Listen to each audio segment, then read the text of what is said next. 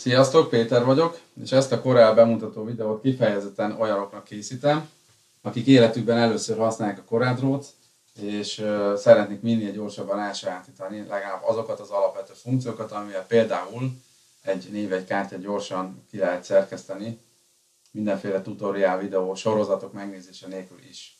Gyorsan rá is térek a lényegre, tehát célirányosan ma egy névjegy szerkesztéssel fogom prezentálni, hogy mit is tud a Corel, és milyen gyorsan meg lehet ezeket tanulni. Viszont van pár olyan alapvető funkció, amit ki kéne kapcsolni a felületen, és ez igazából verziószám függetlenül is működik, tehát nem számít. Én most X6-os Corelben dolgozom, de korábbi verziókban is ezek a dolgok ugyanitt lesznek.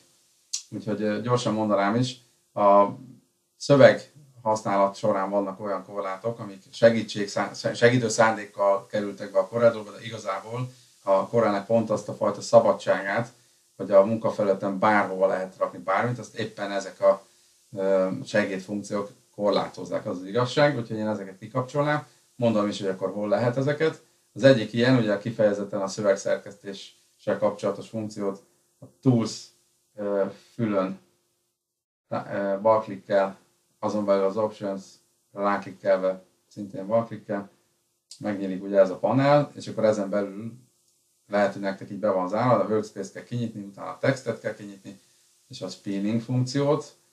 Majd itt ezt a pipát, ami ugye a szövegrésznél van, azt szedjétek ki, az ne legyen bepipálva, és a Quick Correctnél is úgy az első 4 ilyen pipát vegyétek ki. Ha ez megvan, akkor csak egy OK-t kell nyomni. A másik ilyen fontos, ez nem biztos, hogy minden verziónál pontosan ugyanitt van, elméletileg néhány verziószámmal ezelőtt, meg az ezutáni Corelben is itt található, az a Snap to. Ezt a fület nyissátok le, és itt az összes pipát vegyétek ki. Ha ez megvan, akkor most már tényleg bármit, bárhova szabadon lehet szerkeszteni. Tehát a szerkesztés úgy kezdődik egy névjegynél, hogy meg kell rajzoljunk egy keretet, hogy lássuk, hogy ugye mi a munkaterületünk, amin belül szerkeszthetjük ugye a szöveget, meg mondjuk a logót. Ezt úgy tehetitek meg, hogy bal oldalon vannak ugye itt az eszközök, ez a legtöbb szoftver esetében hasonló módon van elrendezve. Nekünk most csak erre a keretre van szükségünk, hogyha erre klikkeljetek rá. Majd ugye a munkafelületen szemre, csak úgy körülbelülre rajzoljatok egy névjegyet. Aztán el kell engedni az egeret. Lehet látni, hogy most egy kijelölődött objektumról van szó. És azt is láthatjátok, hogy még itt a kurzornak a bal alsó vagy jobb alsó sarkában mutatja, hogy éppen milyen eszközt használtok. Hogy ez, mivel több ilyet már nem akarunk rajzolni, ezért ide vissza kell jönni erre a panelre, és rá kell klikkelni a Pick Tool-ra. És így az egér funkciója visszatért arra az alapra, hogy csak ráklikkelni tud, vagy esetleg ugye mozgatni, és már nem rajzol, már nem akar semmi más csinálni. Tehát így néz ki. De mivel ez nekünk még messze nem szabályos, ugye a Magyarországon legelterjedtebb névkártya mérete 90x50-es, itt fönt láthatjátok, hogy amit szemre rajzoltak, az éppen mekkora. Ugye hát általában elég nehéz eltalálni, hogy pont akkorát rajzoljunk, amekkora a kívánt méret, úgyhogy ezt azért is mondtam, hogy csak szemre kell húzni egy ilyen nagyjából névkártya méretet. És akkor itt most szépen át lehet írni, ugye egér nyomvatartására ki lehet jelölni, vagy akár így végig pötyöghetitek del gombbal, vagy a Backspace gombbal, hogy üres legyen ez a felület. Itt kell beírni a 90-et, a millimétert nem kell hozzáírni, azt ő kiegészíteni tudja. Ugye itt a másiknál ugyanígy, itt át kell írni 50-re, és mondjuk nyomtok egy Entert, és akkor meg is történik ez a megváltozás. Át van méreteződve, és akkor most már megvan a szabályos névkártya méretünk. Tehát így néz ki, megvan a keret. Ahhoz, hogy ugye tudjatok normálisan szerkeszteni, vagyis minél közelebbről lássátok ezt a felületet, be kell nagyítani, de erre a lehető legegyszerűbb, korábban van egy nagyon jó lehetőség erre, csak ráklikkeltek, és egy F4 gombot kell nyomni, és azonnal be is hozza teli méretbe, amennyire csak tudja. Úgyhogy itt már jó közelről lehet szemlélni a szerkesztést. Utána ráklikkeltek itt bal oldalon a menübe a betűkre, illetve a textúra, ami ugye gyakorlatilag majdnem minden alkalmazásnál hasonlóan az albetű jelképével történik. Hogyha ráklikkeltek bárhova, ténylegesen bárhova behozzátok a felületre, klikkeltek egyet, és már is villog a kurzor, és elkezdhetitek gépelni mondjuk a vezetéknevet, vagy hát konkrétan a nevet. Mondjuk legyen tesztelek. Oké, miután már nem akartok többet gépelni, ugye megint csak rá kell klikkelni a Pick Tool-ra, és akkor innentől kezdve ezt bárhol lehet így mozgatni a felületen. Nyilván látható, hogy a betűtípus is elég egyszerű, ilyen sima Arial betűvel van, és 24 pontos betűmérete. Hát se a betűtípusa, se a mérete nem igazán tetszetős, úgyhogy ezeket itt lehet megváltoztatni. Amilyen betűtípus van a gépeteken telepítve, nyilván azok közül lehet böngészni, ez gépenként eltér. Javaslom egyébként a jövőben minél több betűtípus telepítését, minél szélesebb skálában mozogjon a design, de hát hagyjuk most egyelőre Arialon, ebben legalább ne kavaljak be nektek. Viszont a 24 pontos betűméret túl nagy, én átlagosan azt mondom, hogy a 14-esnél nagyobb ne legyen a név, úgyhogy most levettük 14 pontos betűméretre. Minden ilyen állítási funkció után, ha ott fönt miután vagy ráklikkeltek, hogyha pont van olyan méret, vagy ha ti akartok beírni egyet, akkor megnyomni kell utána egy Entert, és akkor megtörténik a változás. Ez nekünk így most pont jó. Hát nagyjából bemozgatom ide. Én azt feltételezem, hogy egy átlagos, tényleg teljesen standard mai üzleti név egy úgy szokott kinézni, hogy mondjuk itt bal oldalon van egy logó, és akkor kicsit így a közepétől inkább jobbra, de mégis balra rendezetten szokott lenni a név, alatt egy titulus, aztán telefonszám, cím, stb. Hát ezeket fogjuk most gyorsan megcsinálni. Következő lépésben jöhet mondjuk a titulus. Azt is tetszőlegesen valahol oda klikkeltek, és beírjuk mondjuk, hogy ügyvezető. Itt is látható, hogy ez itt túl nagy, megint ráklikkelek a piktúra, és akkor már itt fönt látható, hogy ugye hányas betűmérete van. Én azt javaslom, hogy a névkártyánál a titulus az 8-as, 9-es betűméretű legyen maximum, mondjuk a titulus legyen 8-as, ez az, ami esztétikus. Mondjuk ezt ide rakjuk így balra, rendezve. Ugye láthatjátok, hogy egyelőre mindent, amit csinálok, azt egér mozgatással és szemre történik. Erre majd mindjárt vissza is térünk, hogy lehet ezt precízen csinálni, hogy tényleg szabályosan mindent valamihez képest oldalra rendezzen, egy vonalba, egy síkba legyen. Most jöhet a telefonszám, valahol klikkeltek ide, és mondjuk legyen a 06 20 987 65 43, legyen mondjuk egy e-mail is, legyen tesztelek, próba.hu, meg még legyen akár egy e-mail cím is, akkor jött egy webcím. Oké. Megint ráklikkelünk ide erre, és azt mondjuk, hogy ez is legyen, ez viszont lehet akkor 9-es. Az ügyvezető volt 8-as betűméret, ez akkor legyen 9-es. És hát szemre ide húzzuk. Na most a szemre odahúzás az persze jó dolog, meg néha kell is, mert van olyan, amikor a vizuális hatás miatt hiába szabályosan balra rendezve valami, mégis előfordulhat, hogy szemre jobban néz ki. Hát ezt kétféleképpen is lehet csinálni. A CorelDRAW-ban az, amikor balra akarunk rendezni, de nem magát a szöveget, mert ugye ezt úgy, mint bármilyen más szövegszerkesztőben lehet itt fönt ugye a betűvastagságot, betűméretet, karaktertípust is, meg azt, hogy dőljön, vastag legyen, aláhúzott legyen, ezt mind ugye lehet állítani, és azt is lehet, hogy középre rendezett legyen a szöveg, vagy jobbra rendezett legyen, vagy balra rendezett, de én nem erről beszélek, hanem arról, amikor mondjuk valami tehát mondjuk az ügyvezető és a telefonszám közti távolságot szemre így belőjük, és azt mondjuk, hogy hú, hát de ez itt nem jó, mert túlságosan maga ez a csoport, ez túlságosan jobbra van, és azt akarjuk, hogy a teszt eleke legyen balra rendezetten egységes, akkor vagy szemre odahúzzuk, nagyjából, vagy, és akkor ez amit most mutatnék, vagy ugye a CorelDRAW-ban úgy működik, hogy mindig abból indulunk ki, hogy mit akarunk, és mihez képest rendezni. Vagyis ebben az esetben ezt a szövegcsoportot akarjuk, és ugye a teszt elekhez képest van rendezni. Ez azt jelenti, hogy akkor, ha ez így ki van jelölődve, akkor lenyomjátok a Shift gombot, azt nyomva kell tartani, majd egér balklikkel ráklikkeltek arra, amihez képest akarjuk majd rendezni. És most ugye a left szóból eredően az L betűt kell csak megnyomni a billentyűzeten, és már jobbra, illetve balra is rendezte az egészet.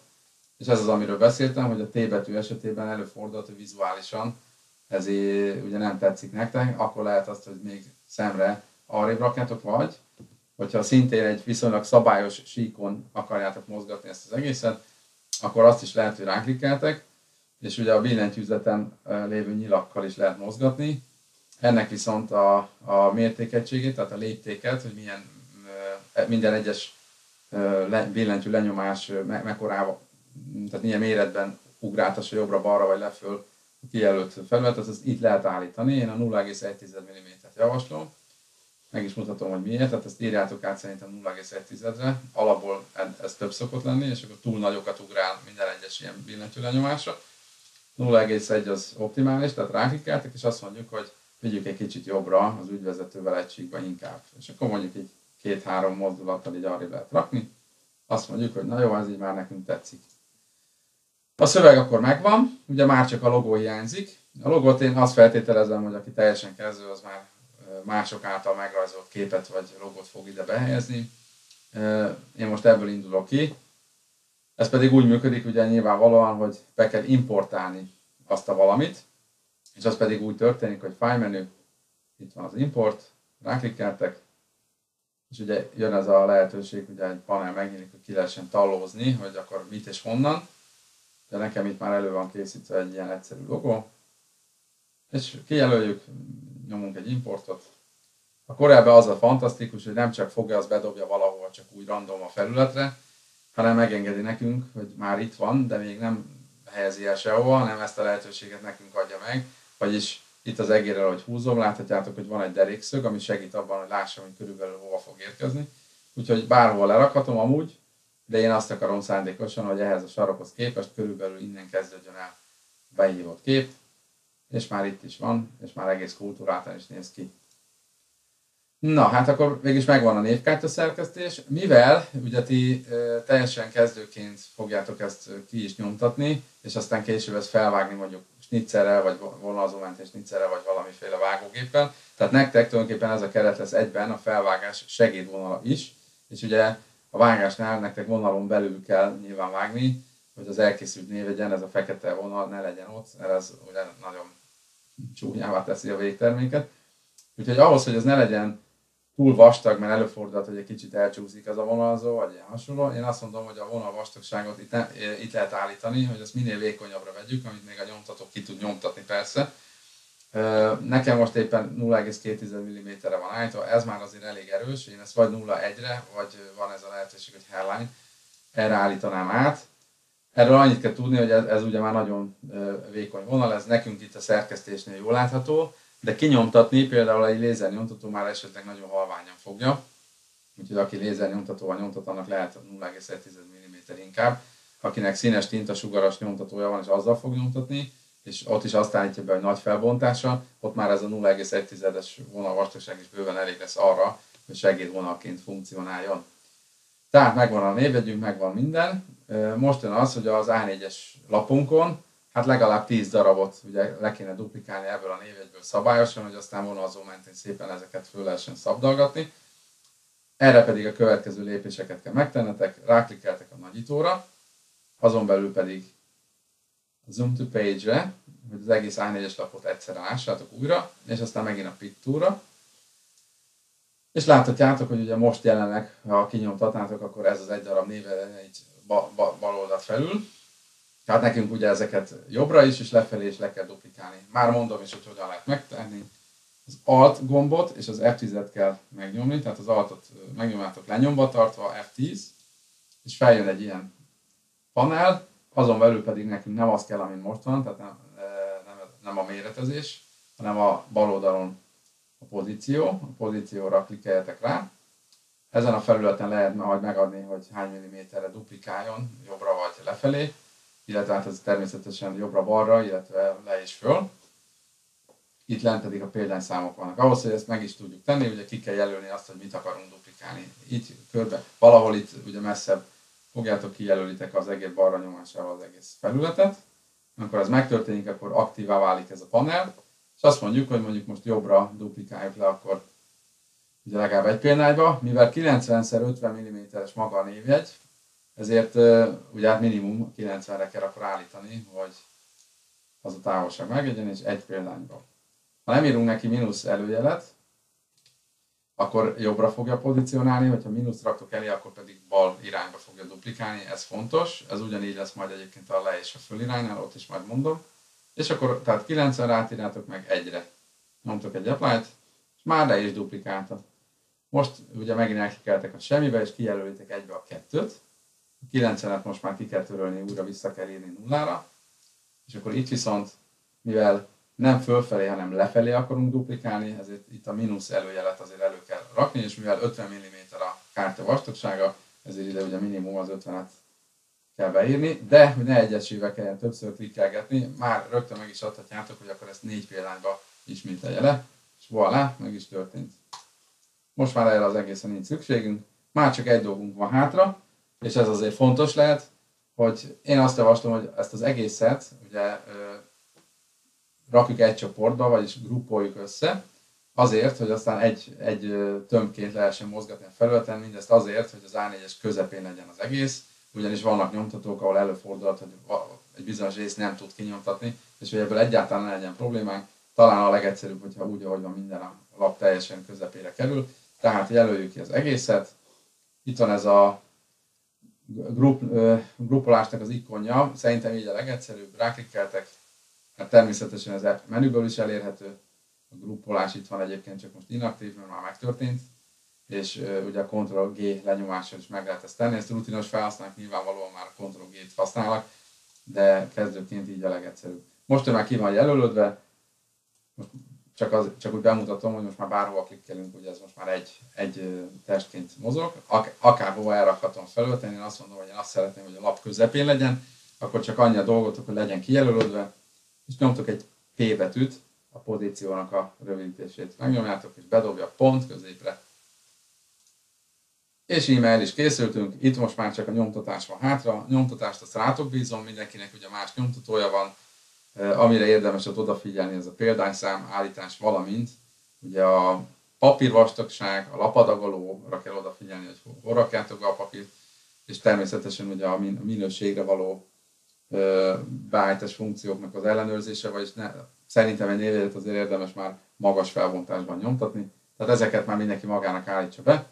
Remélem tudtam segíteni, sok sikert a használathoz!